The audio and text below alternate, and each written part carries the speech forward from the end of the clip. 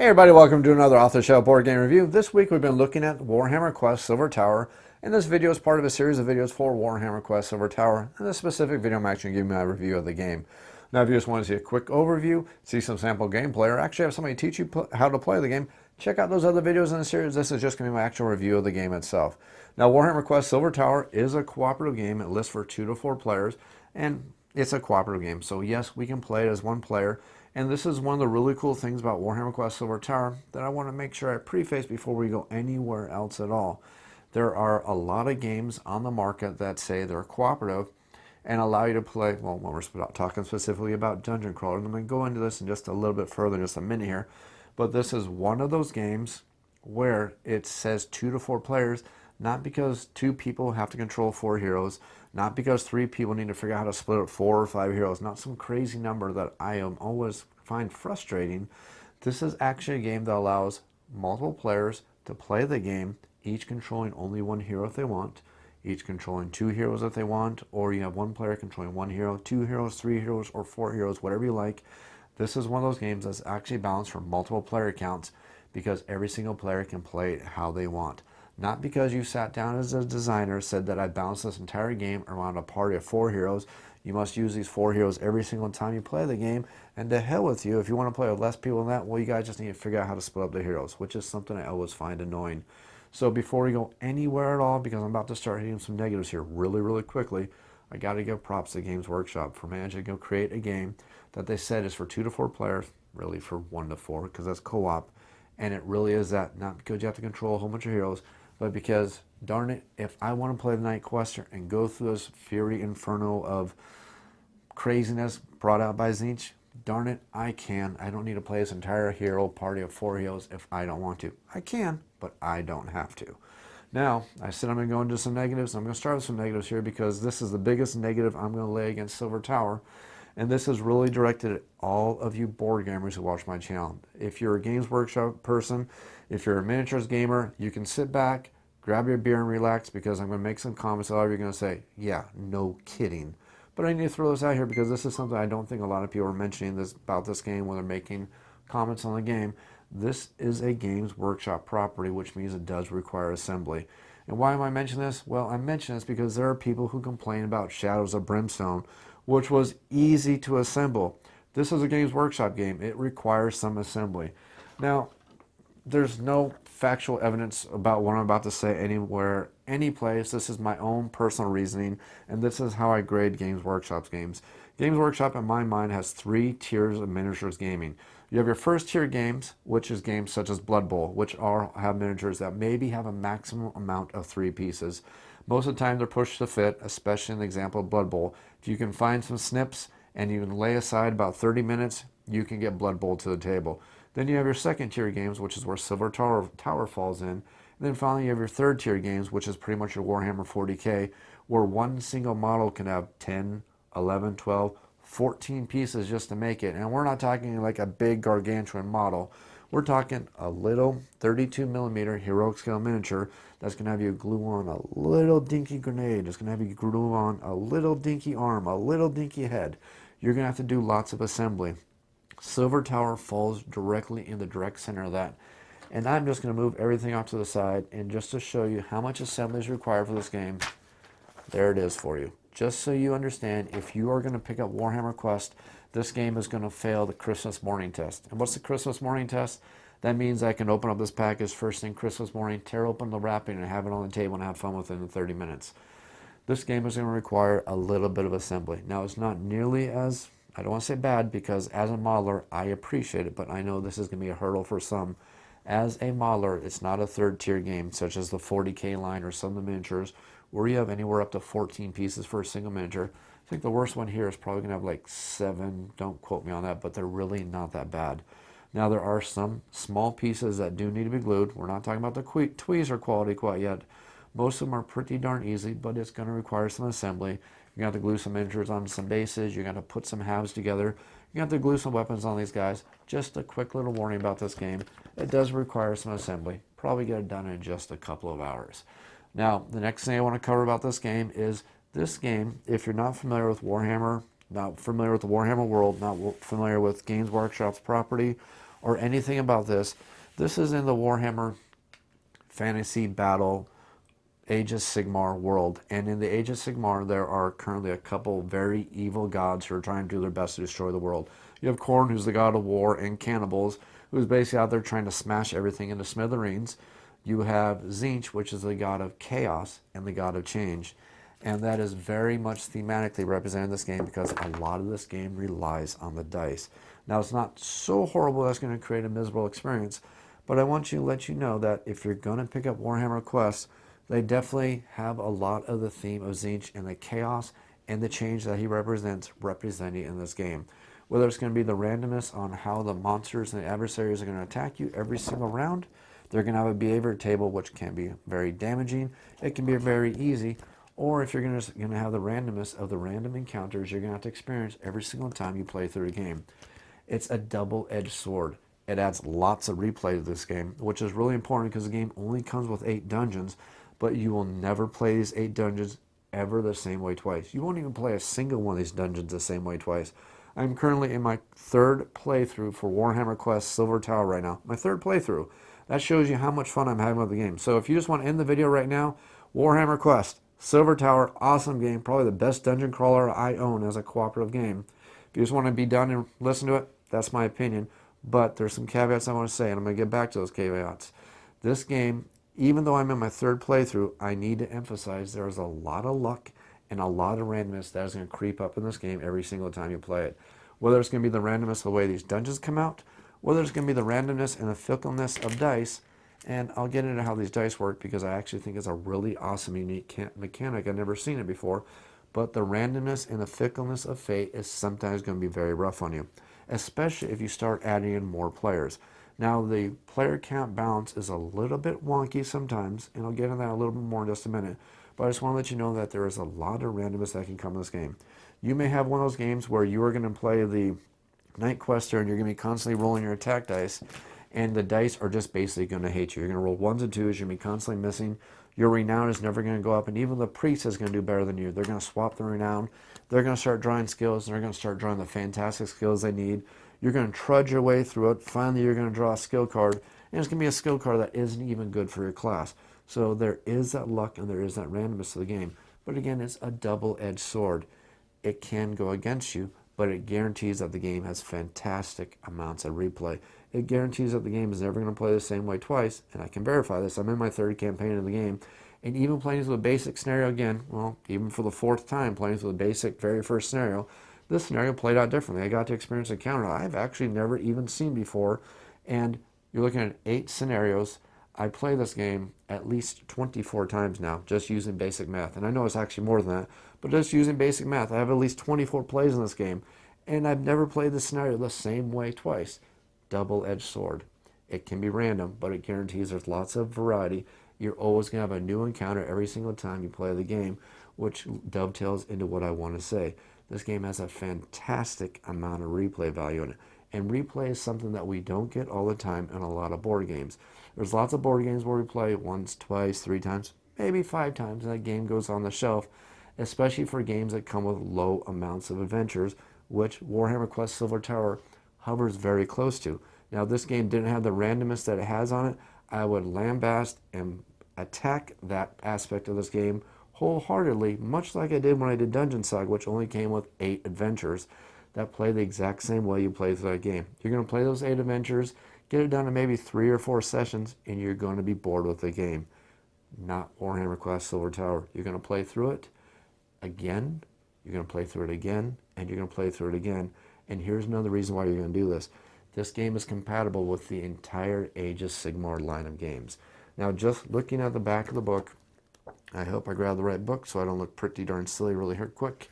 But just here's a simple example of what you can do with this game. If you have these miniatures from some of the other lines, you can throw them into Warhammer Quest Silver Tower.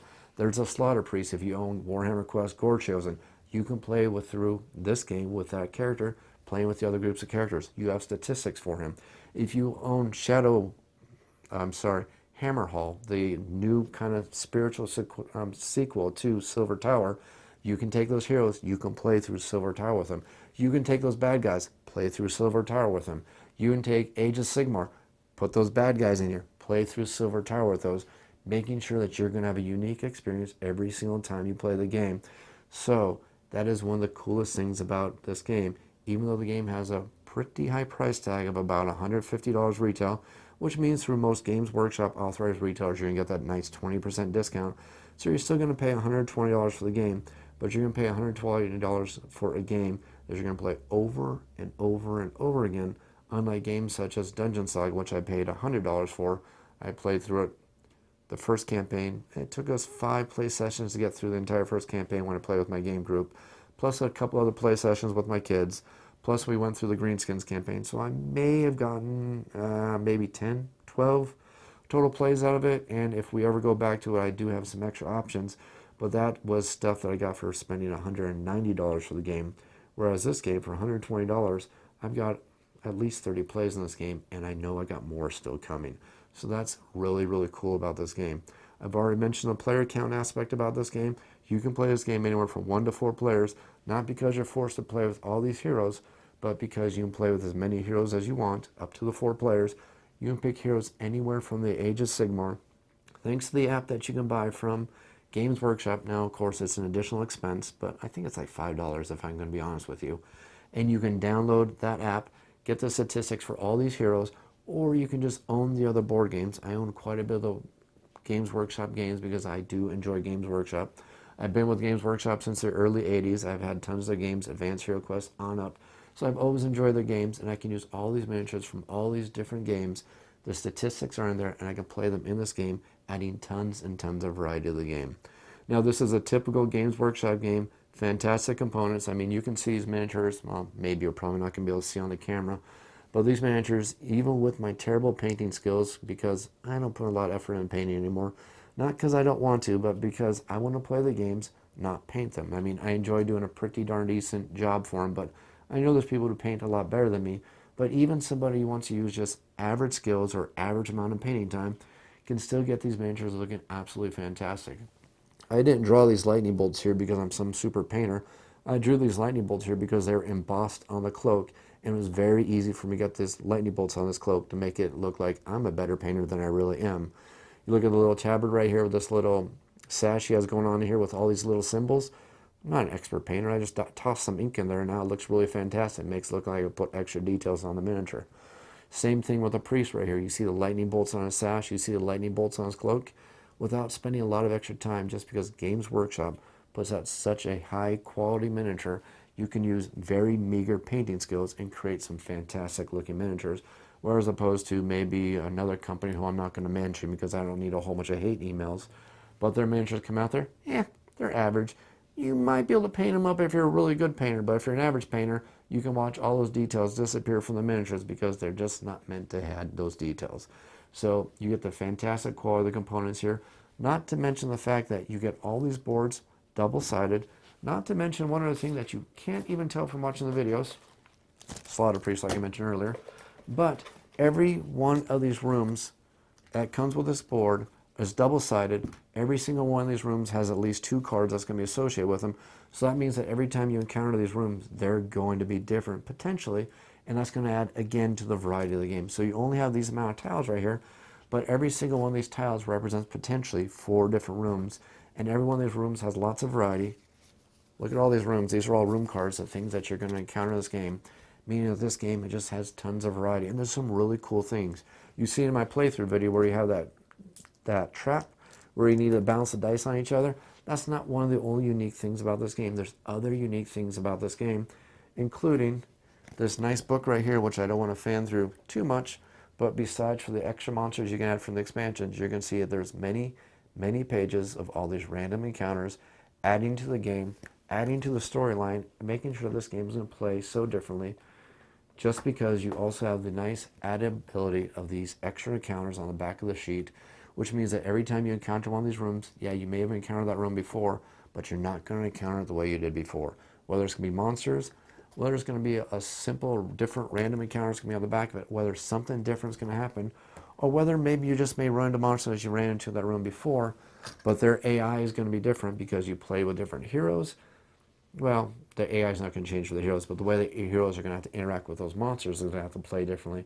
Because some heroes are great fighting swarms of monsters, like the Mistweaver. Some heroes are good at taking out monsters who have a lot of hit points, like him, because he can do a lot of damage. And you also have the Tenebrous Shard, who can do a lot of damage. He can take out some of the higher hit point monsters. So it's all going to play differently every single time you play the game out. Basic 8 dungeons, lots of replay, lots of variety there. And I've already mentioned the randomness of the game, but the randomness of the game fits the theme so much. You may complain that the game may feel like there's lots of randomness of the dice, but it fits the theme of Tzeentch. And now I want to get on the point I mentioned earlier, the uniqueness of the dice mechanic that shows you how you play this game. Now, every single player is going to get exactly 4 dice, which allows them to use their abilities, but it creates more of like almost a Euro style mechanic, because it comes more of like an action selection with a little bit of limits on your action based on just the randomness of the dice, again fitting the theme. So I can roll these dice. If I roll really high, I may have lots of access to my abilities, but if I don't roll high, I still have some things I can fall back on. I can fall back on the destiny dice by discussing with the other players. Do I want to use those destiny dice, or does somebody else need them more to me? Is there a 6 showing, and does the healer need that 6 to heal the rest of the party? Does the Mistweaver need that 6 to make sure they're stunned because we happen to open a room that has lots and lots of mobs on it, even though they only have very few hit points? If you get a lot of mobs in a room, they're still going to tear the heroes down, because no matter what, all of our heroes only have 4 hit points. And cool thing about this, even though all of our heroes only have 4 hit points, there's no player elimination permanently in this game. The only way the heroes are ever going to lose is if all of our heroes on the adventure ever get wiped out, which means all of them take 4 points damage, and they take that 5th wound, which makes sure that they're grievously wounded and pulls them off the board. As long as one player's left, as long as one player can get that heroic play, manage to maybe stun all the mobs and slowly work through it, the hero is going to come back and manage to go ahead and finish this adventure.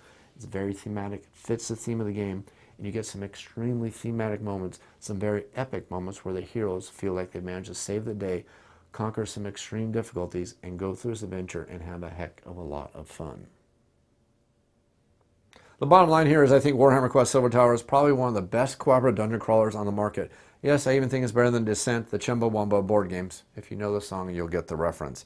I think Warhammer Quest Silver Tower has a lot of replay. It fits the theme very well. You have some phenomenal amounts of variety and replay that you will not find in any other dungeon crawler, just for the simple fact that it's completely compatible with the Age of Sigmar line, from the heroes to the bad guys and everything, plus the amount of replay from the treasures you're going to find, the amount of replay from the skills, the fact that you play this game through with different heroes, and this really, really extremely unique combat system and action selection system that was so phenomenal. They brought it back again for Hammerhall, which is not a cooperative game, but you still get to see the fantastic way that works in this game, and it just works extremely well. It takes what would have a basic dungeon crawler where you just go through and hacking and slashing, and you get this nice action selection mechanic with a dungeon crawl that's not constantly about hacking and slashing.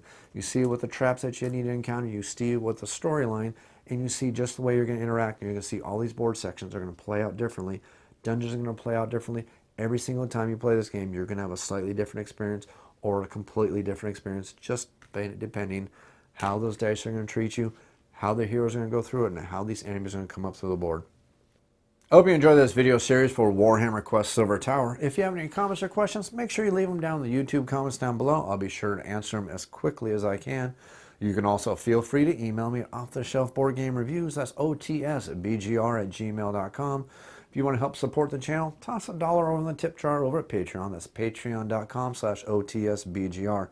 Hope you enjoyed this video series. If you like this video series, you want to see more like it, click that like button, click that subscribe button, and as always, thanks for watching.